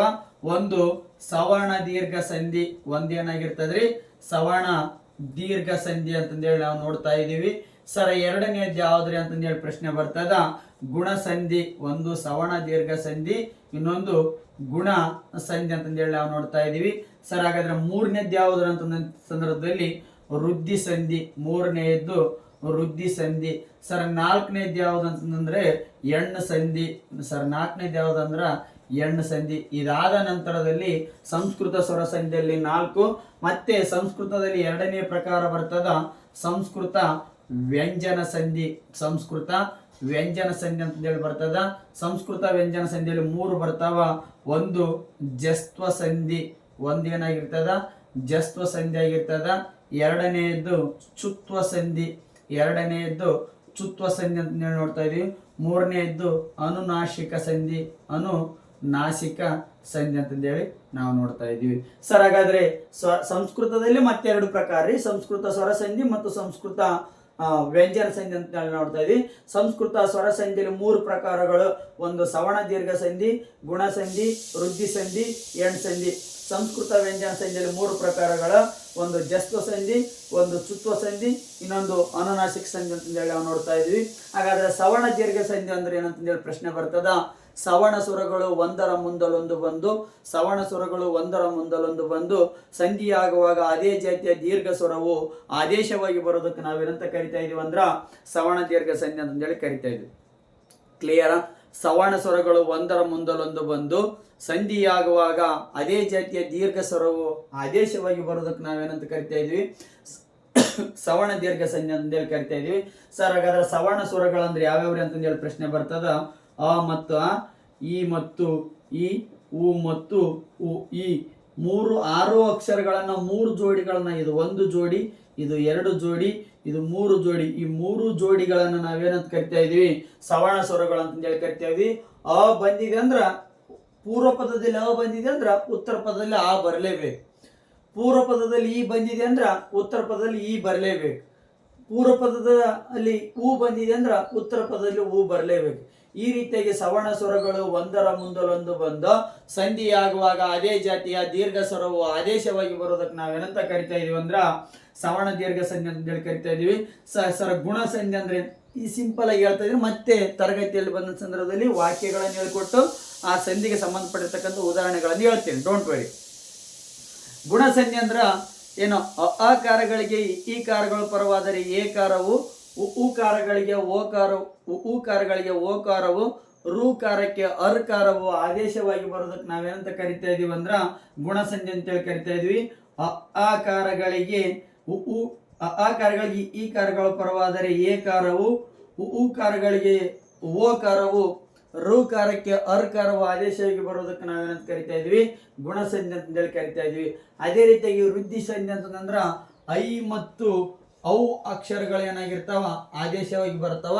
ವನೌಷಧ, ಔಲೋಗ್ಯ, ಜಲೌಗ್ಯ, ಏನು ಏಕೈಕ, ಈ ರೀತಿಯಾಗಿ ಬರ್ತಕ್ಕಂಥ ಅಕ್ಷರಗಳನ್ನ ನಾವೇನಂತ ಕರಿತೀವಿ, ವೃದ್ಧಿ ಸಂಧಿ ಅಂತೇಳಿ ಕರಿತೀವಿ. ಅದಾದ ನಂತರದಲ್ಲಿ ಎಣ್ ಸಂಧಿಯಲ್ಲಿ ಟೋಟಲ್ ಯ, ರ, ವ ಈ ಅಕ್ಷರಗಳನ್ನು ಒಳಗೊಂಡಿರ್ತಕ್ಕಂಥ ಪದಗಳು ಏನಾದ್ರು ಬಂದಿತ್ತಂದ್ರ ನಾವು ಎಣ್ ಸಂಧಿ ಅಂತೇಳಿ ಕರಿತೀವಿ. ಉದಾಹರಣೆ ಅತ್ಯಂತ, ಅತ್ಯವಸರ, ಅತ್ಯಾಧುನಿಕ, ಏನು ಈ ಟೈಪ್ ಬಂದಿರತಕ್ಕಂಥ ಪದಗಳಿಗೆ ನಾವೇನಂತ ಕರಿತೀವಿ, ಎಣ್ ಸಂಧಿ ಅಂತೇಳಿ ಕರಿತಾ ಇದೀವಿ. ಸೊ ಸವರ್ಣ ಸ್ವರಗಳು ಒಂದರ ಮುಂದಲೊಂದು ಬಂದು ಸಂಧಿಯಾಗುವಾಗ ಅದೇ ಜಾತಿಯ ದೀರ್ಘ ಸ್ವರವು ಆದೇಶಕ್ಕೆ ಬರೋದಕ್ಕೆ ಸವರ್ಣ ದೀರ್ಘ ಸಂಧಿ ಅಂತೇಳಿ ಕರಿತಾ ಇದ್ವಿ. ಅಕಾರಗಳಿಗೆ ಈ ಕಾರಗಳು ಪರವಾದರೆ ಏಕಾರವು, ಉಕಾರಗಳಿಗೆ ಓಕಾರವು, ಋಕಾರಕ್ಕೆ ಅರ್ಕಾರವು ಆದೇಶವಾಗಿ ಬರೋದಕ್ಕೆ ಗುಣ ಸಂಧಿ ಅಂತೇಳಿ ಕರಿತಾ ಇದೀವಿ. ಏನು ಐ ಮತ್ತು ಅವು ಏನು ಅಕ್ಷರಗಳಿಂದ ಬಂದಿರತಕ್ಕಂಥ ಪದಗಳಿಗೆ ನಾವೇನಂತ ಕರಿತೀವಿ, ವೃದ್ಧಿ ಸಂಧಿ ಅಂತೇಳಿ ಕರಿತಾ ಇದ್ವಿ. ಏನು ಪೂರ್ವ ಉತ್ತರ ಪದದಲ್ಲಿ ಯ, ರ, ವ ಅಕ್ಷರ ಅಥವಾ ಸಂಧಿ ಪದದಲ್ಲಿ ಯ, ರ, ವ ಇದಾದ್ರಷ್ಟೇ. ಸಂಧಿ ಪದದಲ್ಲಿ ಐ ಮತ್ತು ಅವು, ಸಂಧಿ ಪದದಲ್ಲಿ ಎ, ರ, ವ ಅಕ್ಷರಗಳಿಂದ ಕೂಡಿರ್ತಕ್ಕಂಥ ಪದಗಳಿಗೆ ನಾವೇನಂತ ಕರಿತೀವಿ, ಎಣ್ ಸಂಧಿ ಅಂತ ಹೇಳಿ ಕರಿತೀವಿ. ಹಾಗಾದ್ರೆ ಸರ ಸಂಸ್ಕೃತ ವ್ಯಂಜನ ಸಂಧಿಯಲ್ಲಿ ಮತ್ತೆ 3 ಪ್ರಕಾರಗಳು, ಒಂದು ಜಸ್ವ ಸಂಧಿ, ಇನ್ನೊಂದು ಚುತ್ವ ಸಂಧಿ, ಅದರನ್ನು ಅನುನಾಸಿಕ ಸಂಧಿ. ಇಲ್ಲಿ ನೋಡ್ರಿ, ಜಸ್ತ್ವ ಸಂಧಿಗೂ ಇಲ್ಲಿ ಕನ್ನಡದಲ್ಲಿರ್ತಕ್ಕಂಥ ಆದೇಶ ಸಂಧಿಗೂ ಸ್ವಲ್ಪ ಏನು ಸಮಾನಾಂತರ ಇದೆ. ಇಲ್ಲಿ ಕತಾಪಗಳಿಗೆ ಗದಾಪಗಳು ಆದೇಶವಾಗಿ ಬರ್ತಾವ, ಕ ತಪಗಳಿಗೆ ಗದಬಗಳು ಏನಾಗಿರ್ತಾವ ಆದೇಶವಾಗಿ ಬರ್ತಾವ. ಇಲ್ಲಿ ಅದನ್ನ ಅಷ್ಟ ರೀ ಜಸ್ತು ಸಂಧಿ ಅಂದ್ರ ಕ ಚ ಟ ತ ಪಗಳಿಗೆ ಅದೇ ವರ್ಗದ ಮೂರನೇ ಅಕ್ಷರಗಳು ವರ್ಗದ ಒಂದನೇ ಅಕ್ಷರಗಳಿಗೆ ಅದೇ ವರ್ಗದ ಮೂರನೇ ಅಕ್ಷರಗಳು ಆದೇಶವಾಗಿ ಬರ್ತಾವ.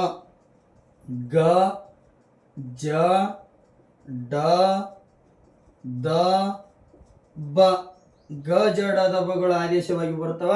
ಅಂತ ಪದಗಳಿಗೆ ನಾವೇನಂತ ಕರಿತೀವಿ ಜಸ್ವ ಸಂಧಿ ಅಂತ ಹೇಳಿ ಕರಿತೀವಿ.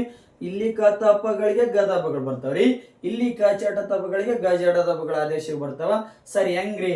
ಇಲ್ಲಿ ಏನಾಗಿರ್ತದ ಆದೇಶ ಸಂಧಿಯಲ್ಲಿ ಪೂರ್ವ ಪದದಲ್ಲಿರ್ತಕ್ಕಂಥ ಕ ತಪಗಳಿಗೆ ಗದಬಗಳು ಬಂದಿರ್ತಾವ.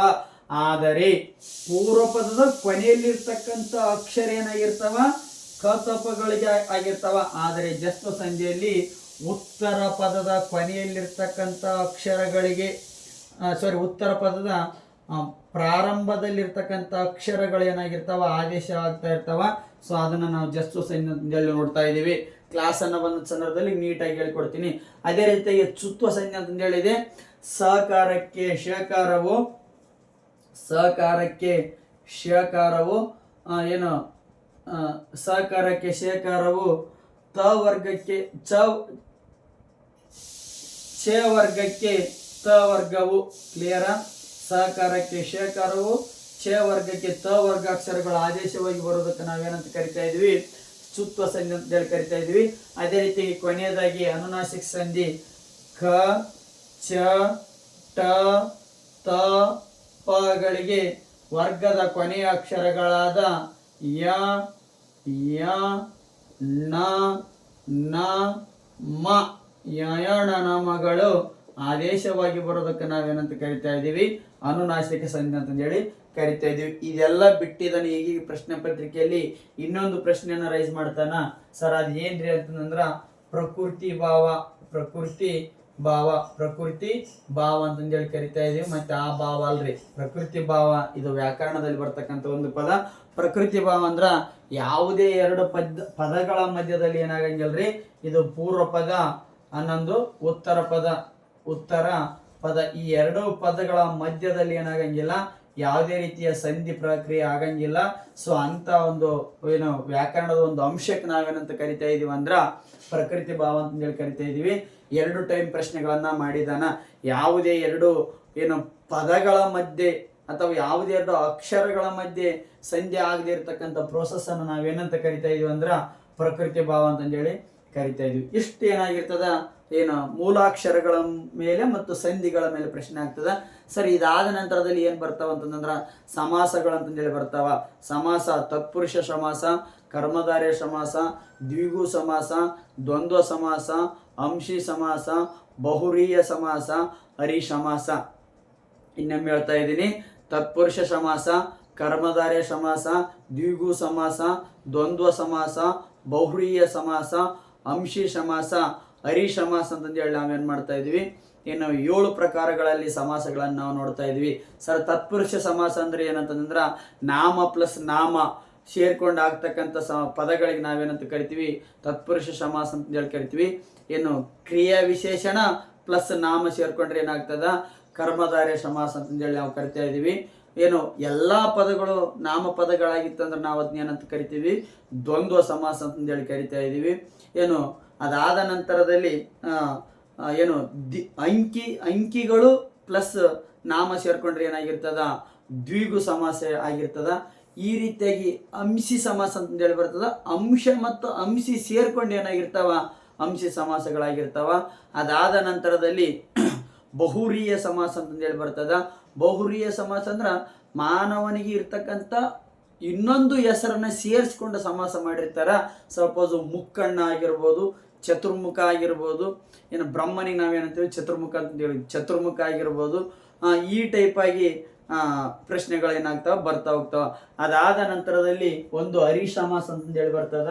ಹರಿ ಸಮಾಸ ಕನ್ನಡ ಸಾಹಿತ್ಯದಲ್ಲಿ ಇಲ್ಲರಿ. ಕ್ಲಿಯರ? ಹರಿ ಸಮಾಸ ಏನಾಗಿಲ್ಲ, ಕನ್ನಡ ಸಾಹಿತ್ಯದಲ್ಲಿ ಇಲ್ಲ.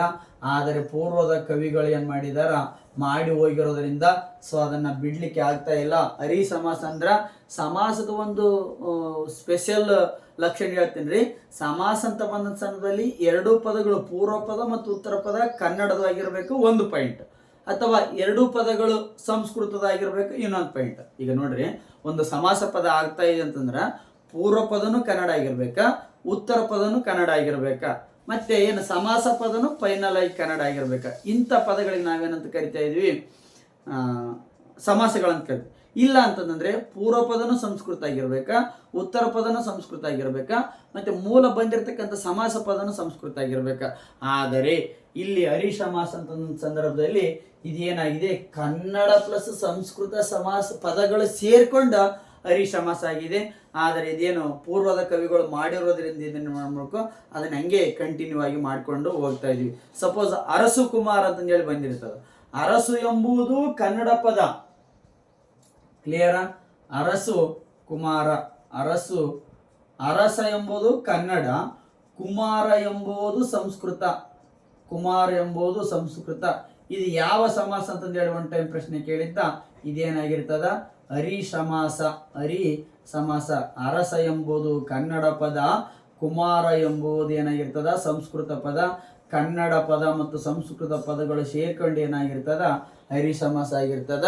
ಸೊ ಈ ರೀತಿಯಾಗಿ ವಿಷಯಗಳು ಏನಾಗ್ತಾವ, ಸಮಾಸದ ಮೇಲೆ ಬರ್ತಾ ಹೋಗ್ತವೆ. ಸರ್ ಸಮಾಸ ಆದ ನಂತರ ಮತ್ತೇನು ವಿಷಯ ಬರ್ತವ್ರೆ ಅಂತಂದೇಳಿ ಸಂದರ್ಭದಲ್ಲಿ ನುಡಿಗಟ್ಟು ಬರ್ತಾವ, ಜೋಡು ನುಡಿ, ಅನುಕರಣವಯ, ಮಾತಿಗೊಂದು ಗೀತು, ಏನು ಗಾದೆ ಮಾತು ಈ ಗಾದೆ ಮಾತಿನ ಅರ್ಥ ಏನು, ನುಡಿಗಟ್ಟಿನ ಅರ್ಥ, ಒಡಪನ್ನು ಬಿಡಿಸಿರಿ. ಅದಾದ ನಂತರದಲ್ಲಿ ತದ್ದಿತ, ಕೃದಾಂತ, ತದ್ದಿತಾಂತ ನಾಮ, ಕೃದಾಂತ ನಾಮ, ತದ್ದಿತಾಂತ ಭಾವನಾಮ, ಕೃದಾಂತ ಭಾವನಾಮ, ತದ್ದಿತಾಂತ ಅವ್ಯಯ, ಕೃದಾಂತ ಅವ್ಯಯ. ಈ ಟೈಪ್ ತುಂಬಾ ಇಂಪಾರ್ಟೆಂಟ್ ಕಾನ್ಸೆಪ್ಟ್ ತದ್ದಿತಾಂತ ಮತ್ತು ಕೃದಾಂತ. ತದ್ದಿತಾಂತ ನಾಮ, ಕೃದಾಂತ ನಾಮ, ತದ್ದಿತಾಂತ ಭಾವನಾಮ, ಕೃದಾಂತ ಭಾವನಾಮ, ತದ್ದಿತಾಂತ ಅವ್ಯಯ, ಕೃದಾಂತ ಅವಯ. ಇದ್ರ ಮೇಲೆ ಏನಾಗ್ತಾ ಇದಾವ, ಪ್ರಶ್ನೆಗಳು ಕೇಳ್ತಾ ಇದಾವ. ಇನ್ನೊಂದು ಭಾವಸೂಚಕ ಅವಯ ಅಂತ ಬರ್ತದೆ, ಅಥವಾ ನಿಫಾತ್ ಅವಯ ಅಂತ ಹೇಳಿ ನಾವು ಅದಕ್ಕೆ ಏನು ಮಾಡ್ತೀವಿ, ಕರಿತಾ ಇದ್ವಿ. ಭಾವಸೂಚಕ ಅವಯ ಅಂದ್ರೂ ಅಷ್ಟೇ, ಏನು ನಿಫಾತ್ ಅವಯ ಅಂತಂದ್ರೂ ಅಷ್ಟೇ. ಇದನ್ನ ರಾಜಪ್ಪ ದಳವಾಯಿ ಬುಕ್ದಲ್ಲಿ ಏನಾಗಿದೆ, ಮೆನ್ಷನ್ ಮಾಡಿದೆ. ಭಾವಸೂಚಕ ಅವಯ ಅಂದ್ರೂ ಅದೇ, ನಿಫಾತ್ ಅವಯ ಅಂತಂದ್ರೂ ಅದೇ. ಅದಾದ ನಂತರದಲ್ಲಿ ಅನುಕರಣ ವಾಚಕಗಳು ಬರ್ತಾವ, ಅದಾದ ನಂತರದಲ್ಲಿ ಕ್ರಿಯಾ ವಾಚಕಗಳು ಬರ್ತಾವ, ಅದಾದ ನಂತರದಲ್ಲಿ ಉದ್ಗಾರ ವಾಚಕಗಳು ಬರ್ತಾವ.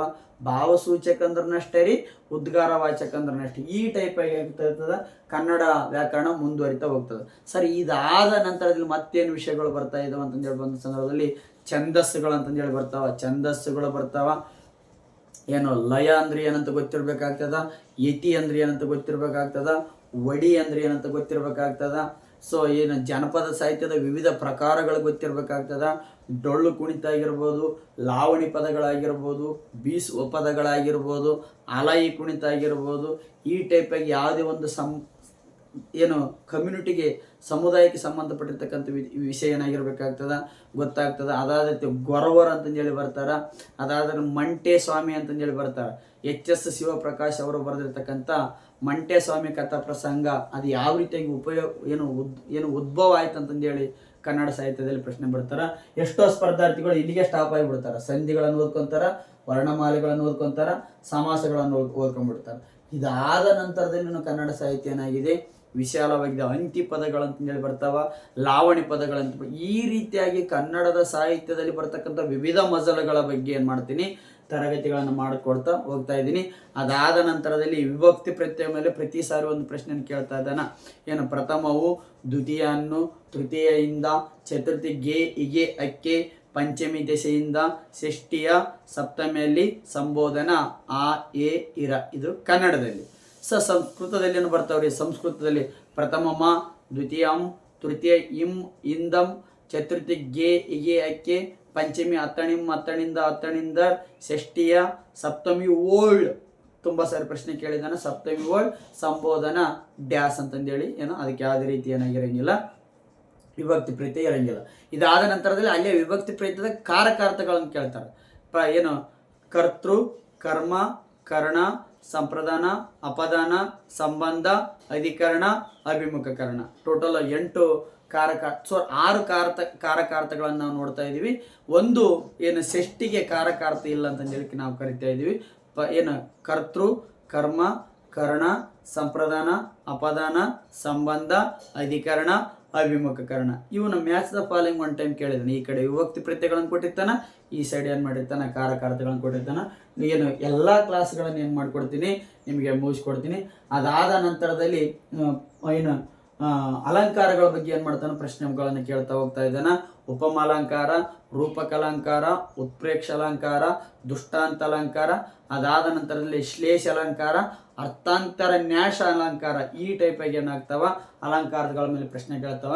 ಇನ್ನೇನು ಹೇಳ್ತಾ ಇದ್ದೀನಿ, ಉಪಮಾಲಂಕಾರ, ರೂಪಕಲಂಕಾರ, ಉತ್ಪ್ರೇಕ್ಷ ಅಲಂಕಾರ, ದುಷ್ಟಾಂತ ಅಲಂಕಾರ, ಶ್ಲೇಷ ಅಲಂಕಾರ, ಅದಾದ ನಂತರದಲ್ಲಿ ಅರ್ಥಾಂತರ ನ್ಯಾಸ ಅಲಂಕಾರ. ಈ ಟೈಪ್ ಅಲಂಕಾರದ ಮೇಲೆ ಪ್ರಶ್ನೆಗಳು. ಅಂತೆ, ಓಲ್, ಈ ಟೈಪ್ ಏನು ಪದಗಳು ಏನಾದಿತ್ತು ಅಂದ್ರೆ ಉಪಮಾಲಂಕಾರ ಹಾಕ್ಬೇಕು. ಒಂದು ಪದ ಮತ್ತೊಂದು ಪದದ ಮಧ್ಯೆ ಯಾವುದೇ ರೀತಿ ಭೇದ ಇಲ್ಲ ಅಂತಂದ್ರೆ ಏನು ಹಾಕ್ಬೇಕು, ರೂಪಕಲಂಕಾರ ಅಲಂಕಾರ ಅಂತ ಹಾಕ್ಬೇಕು. ಈ ಟೈಪಾಗಿ ಒಂದೊಂದಕ್ಕೊಂದೊಂದು ಟ್ರಿಕ್ಸ್ಗಳಿದಾವೆ. ಅದನ್ನು ಕ್ಲಾಸ್ ಮಾಡಬೇಕಾದ ಸಂದರ್ಭದಲ್ಲಿ ನೀಟಾಗಿ ಏನು ಮಾಡ್ಕೊಳ್ತೀನಿ, ಆ ತರಗತಿಗಳನ್ನು ಏನು ಮಾಡ್ತೀನಿ ನಿಮಗೆ ತಿಳಿಯುವಂತೆ ಹೇಳ್ಕೊಡ್ತೀನಿ. ಈಸ್ ಇಟ್ ಕ್ಲಿಯರಾ? ಇಷ್ಟೆಲ್ಲ ವಿಷಯ ಏನಾಗಿರ್ತದ ಕನ್ನಡ ಸಾಹಿತ್ಯಕ್ಕೆ ಸಂಬಂಧಪಟ್ಟಿರ್ತದ. ಇಷ್ಟೆಲ್ಲ ವಿಷಯ ನೀವು ತಿಳ್ಕೊಂಡ್ರೆ ಕೇವಲ 20 ಮಾರ್ಕ್ಸ್ ಮಾತ್ರ ಬಂದಿರ್ತದ. ಸರ್ ಇನ್ನೂ 10 ಮಾರ್ಕ್ಸ್ ಯಾವ ಟೈಪ್ ಬರೋದ, ಏನು 25 ಮಾರ್ಕ್ಸ್ ಕೇಳಿದ್ರೆ ಇನ್ನೂ 5 ಮಾರ್ಕ್ಸ್ ಯಾವ ಟೈಪ್ ಬರೋದ, ಅಥವಾ 35 ಮಾರ್ಕ್ಸ್ ಕನ್ನಡ ಇದ್ರೆ ಸರ್ ಇನ್ನೂ 10 + 5 15 ಮಾರ್ಕ್ಸ್ ಬರೋದು ಹೆಂಗ್ರಿ ಅಂತಂದ್ರೆ, ಇನ್ನು ಕನ್ನಡದ ಸಾಹಿತ್ಯದ ವಿವಿಧ ಮಜಲುಗಳನ್ನು ಓದ್ಕೋಬೇಕ್ರಿ. ಕ್ಲಿಯರಾ? ಇನ್ನು ಕಂದ ಪದ್ಯ ಅಂದ್ರೆ ಏನು, ಗದ್ಯ ಅಂದ್ರೆ ಏನು, ಲಾವಣಿ ಅಂದ್ರೆ ಏನು, ಕಥನ ಗೀತೆ ಅಂತಂದ್ರೆ ಏನೇನು, ಏನು ಕವಿ ಜೀಹಾ ಬಂಧನದ ಕರ್ತೃ ಯಾರು, ಈ ಟೈಪಾಗಿ ನಾಗವರ್ಮನ ಕೃತಿಗಳು ಯಾವುವು, 1ನೇ ನಾಗವರ್ಮ, 2ನೇ ನಾಗವರ್ಮ, ಏನು ದಂಡಿಯ ದಶಕುಮಾರ ಚರಿತೆ, ಗುಣಾಢ್ಯನ ಪೈಶಾಚಿಕ ಭಾಷೆಯಲ್ಲಿ ಬರೆದಿರ್ತಕ್ಕಂಥ ಒಂದು ಕೃತಿ ಆಗಿರ್ಬೋದು, ಕನ್ನಡದ ಮೊದಲ ಗದ್ಯ ಕೃತಿ ಆಗಿರ್ಬೋದು ಒಡ್ಡರಾಧನೆ, ಕನ್ನಡದ ಮೊದಲ ಪದ್ಯ ಕೃತಿ ಕವಿರಾಜ ಮಾರ್ಗ ಆಗಿರ್ಬೋದು, ಕನ್ನಡದ ಮೊದಲ ಶಾಸನ ಹಲ್ಮಿಡಿ ಶಾಸನ ಆಗಿರ್ಬೋದು, ಅದೇ ರೀತಿಯಾಗಿ ಸಂಸ್ಕೃತದಲ್ಲಿ ರಚನೆಯಾದ ಮೊದಲ ಶಾಸನ ತಾಳಗುಂದ ಶಾಸನ ಆಗಿರ್ಬೋದು, ತ್ರಿಪದಿಯ ಬ್ರಹ್ಮ ಅಂತಂದೇಳಿ ನಾವು ಯಾರನ್ನ ಕರಿತಾ ಇದ್ದೀವಿ, ಏನು ನುಡಿಗಂಟಿನ ಬ್ರಹ್ಮ ಅಂತಂದೇಳಿ ನಾವೇನಂತ ಕರಿತೀವಿ, ಫಕೀರಪ್ಪ ಗುರುಬಸಪ್ಪ ಅಳಕಟ್ಟಿ, ಪಗು ಅಳಕಟ್ಟಿ ಅವರನ್ನು ನಾವು ಏನಂತ ವಚನಶಾಸ್ತ್ರದ ಪಿತಾಮ ಅಂತಂದೇಳಿ ಕರಿತಾ ಇದ್ದೀವಿ. ಈ ರೀತಿಯಾಗಿ ವಚನ ಸಾಹಿತ್ಯ ಬರ್ತದ್ರಿ. 11 ಮತ್ತು 12ನೇ ಶತಮಾನದಲ್ಲಿ ಕ್ರಾಂತಿಯನ್ನು ಹಬ್ಬಿಸಿದಂಥ ಹಲವಾರು ವಚನಕಾರರ ವಚನಗಳನ್ನು ಕೇಳ್ತಾ ಇದ್ದಾನ. ಬಸವಣ್ಣನವರಾಗಿರ್ಬೋದು, ಅಕ್ಕಮಹಾದೇವ ಆಗಿರ್ಬೋದು, ಆದ್ಯ ವಚನಕಾರ ಆಗಿರ್ತಕ್ಕಂಥ ಜೇಡರ ದಾಶಿಮಯ್ಯ ಆಗಿರ್ಬೋದು, ಆಯ್ದಕ್ಕಿ ಲಕ್ಕಮ್ಮ ಆಗಿರ್ಬೋದು, ಏನು ಆಯ್ದಕ್ಕಿ ಮಾರಯ್ಯ ಆಗಿರ್ಬೋದು. ಈ ರೀತಿಯಾಗಿ ಶಾಸನ ಸಾಹಿತ್ಯಗಳ ಮೇಲೆ ಪ್ರಶ್ನೆಗಳನ್ನು ಕೇಳ್ತಾ ಇದ್ದಾನ. ಹಲ್ಮಿಡಿ ಶಾಸನ ಆಗಿರ್ಬೋದು, ತಾಳಗುಂದ ಶಾಸನ ಆಗಿರ್ಬೋದು, ಐಹೊಳೆ ಶಾಸನ ಆಗಿರ್ಬೋದು, ರವಿ ಕೀರ್ತಿ ಬರೆಸಿರ್ತಕ್ಕಂಥ ಐಹೊಳೆ ಶಾಸನ ಆಗಿರ್ಬೋದು, ಲಕ್ಕುಂಡಿಯಲ್ಲಿರ್ತಕ್ಕಂಥ ವಿವಿಧ ರೀತಿಯ ಶಾಸನಗಳಾಗಿರ್ಬೋದು, ದಾನ ಚಿಂತಾಮಣಿ ಅತ್ತಿಮಬ್ಬೆ ಆಗಿರ್ಬೋದು, ಏನು ಆಯ್ದಕ್ಕಿ ಲಕ್ಕಮ್ಮ ಮತ್ತು ಆಯ್ದಕ್ಕಿ ಮಾರಯ್ಯ ಆಗಿರ್ಬೋದು, ಜೇಡರ ದಾಶಿಮಯ್ಯ ಆಗಿರ್ಬೋದು, ಸಂಚಿ ಹೊನ್ನಮ್ಮ ಆಗಿರ್ಬೋದು. ಸಂಚಿ ಹೊನ್ನಮ್ಮನ ಅಧಿಬದಿಯ ಕೃತಿ ಬಗ್ಗೆ ಕೇಳ್ತಾ ಇದ್ದಾನ.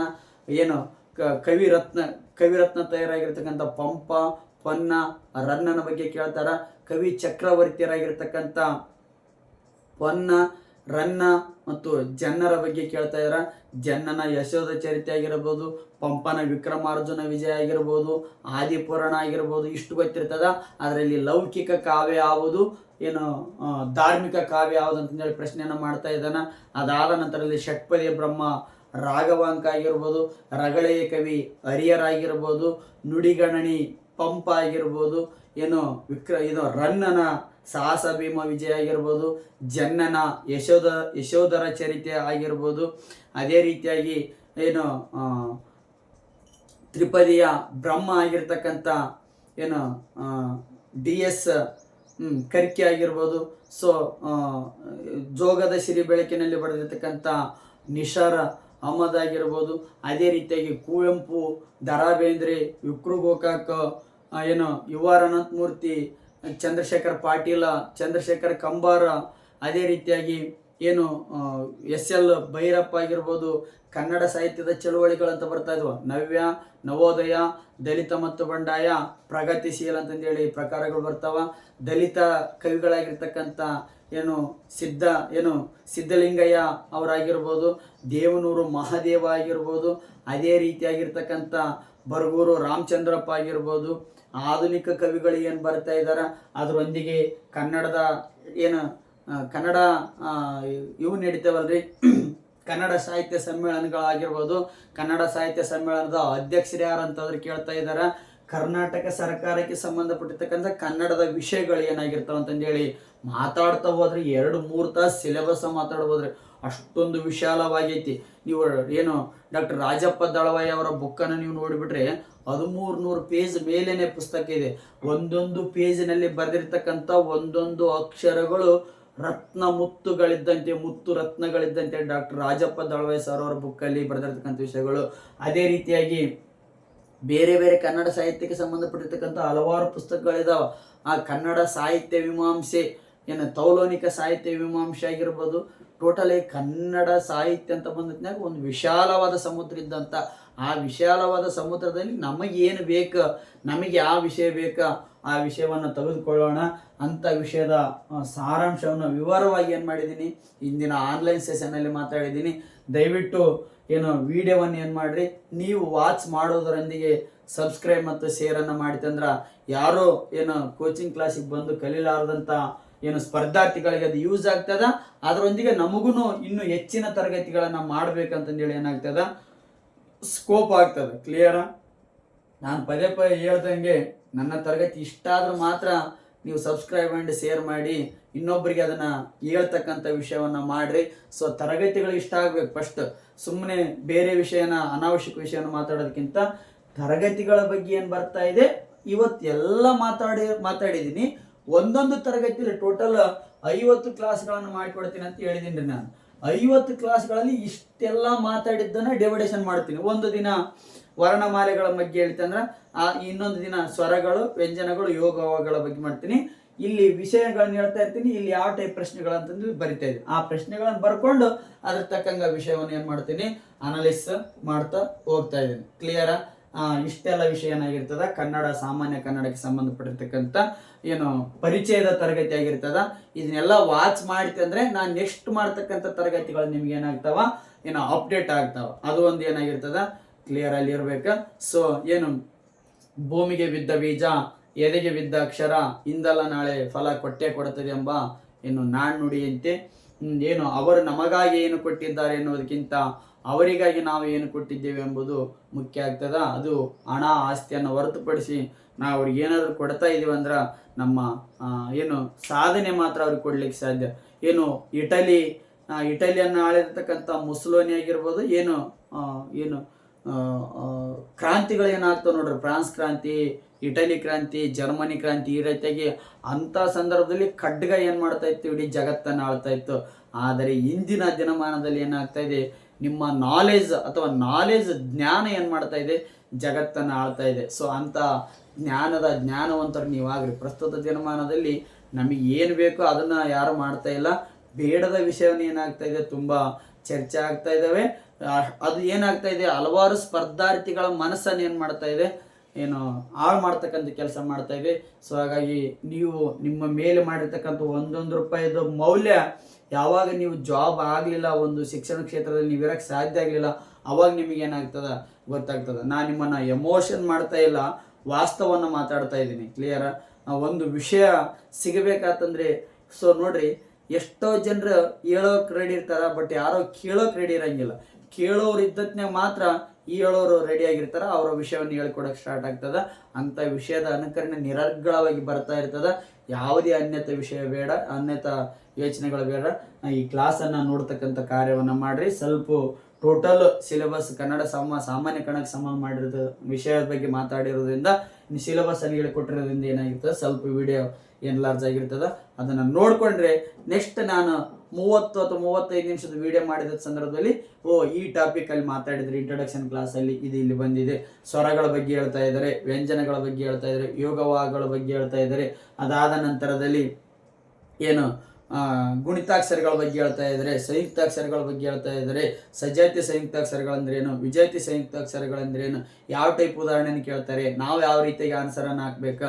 ಅದಾದ ನಂತರದಲ್ಲಿ ಸಂಧಿಗಳಂದ್ರೇನು, ಸಮಾಸಗಳಂದ್ರೇನು, ತದ್ದಿತಾಂತ ಅಂದ್ರೇನು, ಕೃದಾಂತ ಅಂದ್ರೇನು, ತದ್ದಿತಾಂತ ನಾಮ, ಕೃದಾಂತ ನಾಮ, ತದ್ದಿತಾಂತ ಭಾವನಾಮ, ಕೃದಾಂತ ಭಾವನಾಮ, ತದ್ದಿತಾಂತ ಅವಯ, ಕೃದಾಂತ ಅವಯ, ನಾಮಪದ ಸೇರ್ತಂದ್ರೆ ತದ್ದಿತಾಂತ, ಕ್ರಿಯಾಪದ ಸೇರ್ತಂದ್ರೆ ಕೃದಾಂತ. ಈ ಟೈಪಿಗೆ ಅದ್ಯಾರ ಅಂದ್ರೆ ಏನು, ವಡಿ ಅಂದ್ರೆ ಏನು, ಸ್ವರ ಅಂದ್ರೆ ಏನು, ರಶ್ವ ಅಂದ್ರೆ ಏನು, ದೀರ್ಘ ಅಂದ್ರೆ ಏನು, ವರ್ಗೀಯ ಅಂದ್ರೆ ಏನು, ಅವರ್ಗೀಯ ಅಂದ್ರೆ ಏನು, ನುಡಿಗಣನೆ ಅಂದ್ರೆ ಏನು, ಧಾರ್ಮಿಕ ಕಾವ್ಯ ಅಂದ್ರೆ ಏನು, ಲೌಕಿಕ ಕಾವ್ಯ ಅಂದ್ರೆ ಏನು, ಕನಕದಾಸರಾಗಿರ್ಬೋದು, ಪುರಂದರದಾಸರಾಗಿರ್ಬೋದು, ಆದ್ಯ ವಚನಕಾರ ಜೇಡರ ದಾಸಿಮಯ್ಯ ಆಗಿರ್ಬೋದು, ವಚನಶಾಸ್ತ್ರದ ಪಿತಾಮಹ ಪೋಗು ಅಳಕಟ್ಟೆ ಆಗಿರ್ಬೋದು, ಈ ಎಲ್ಲ ವಿಷಯಗಳ ಕುರಿತು ಒಂದೊಂದು ದಿನದ ತರಗತಿಯಲ್ಲಿ ಡಿವೈಡೇಷನ್ ಮಾಡಿಕೊಟ್ಟು ನಿಮಗೆ ತರಗತಿಯನ್ನು ಮಾಡಿಕೊಡ್ತೀನಿ. ಇದು ಫೈನಲ್. ಬಟ್ ನಾನು ಕಂಟಿನ್ಯೂ ತರಗತಿ ಮಾಡಬೇಕಂದ್ರೆ ಹೆಚ್ಚಿನದಾಗಿ ಈ ವಿಡಿಯೋವನ್ನು ಸಬ್ಸ್ಕ್ರೈಬ್ ಆ್ಯಂಡ್ ಶೇರ್ ಮಾಡಿ. ನಿಮ್ಮ ಫ್ರೆಂಡ್ಸ್ಗೆ ನೀವು ಅದನ್ನು ಶೇರ್ ಮಾಡಿತಂದರೆ ನೀವು ಮಾಡ್ತಕ್ಕಂಥ ಒಂದು ಕಮೆಂಟ್ಸ್ ಏನಾಗ್ತದ, ನೆಕ್ಸ್ಟ್ ತರಗತಿಯನ್ನು ಮಾಡಲಿಕ್ಕೆ ಏನಾಗ್ತದೆ ನನಗೆ ಏನು ಸ್ಫೂರ್ತಿ ಆಗ್ತದ. ಸೊ ಇನ್ನೊಂದು ಲೈವ್ ಕ್ಲಾಸನ್ನು ಮಾಡ್ಬೇಕಂದ್ರೆ ಏನು ಮೋರ್ ದೆನ್ 500 ಸಬ್ಸ್ಕ್ರೈಬರ್ ಆಗಿರ್ಬೇಕಂತಂದು ಹೇಳಿ ಅದು ಆಪ್ಷನ್ಸ್ ತೋರಿಸ್ತದೆ. ಲೈವ್ ಕ್ಲಾಸ್ ಮಾಡಿದರೆ ನಿಮ್ಮದು ಏನಾದರೂ ಒಂದು ಡೌಟ್ ಸಿಗ್ತದೆ, ನೀವು ಅಲ್ಲಿ ಕಮೆಂಟ್ಸ್ ಮಾಡಿದರೆ ಏನಾಗ್ತದೆ, ಇಲ್ಲಿ ಕ್ಲಾರಿಫಿಕೇಶನ್ ಕೊಡೋಕೆ ಸಾಧ್ಯ ಆಗ್ತದೆ ಎಂಬ ನುಡಿ ನಮ್ಮನದೊಂದಿಗೆ ಇಂದಿನ ಆನ್ಲೈನ್ ಸೆಷನನ್ನು ಮುಗಿಸ್ತಾ ಇದ್ದೇನೆ. Wish you all the best.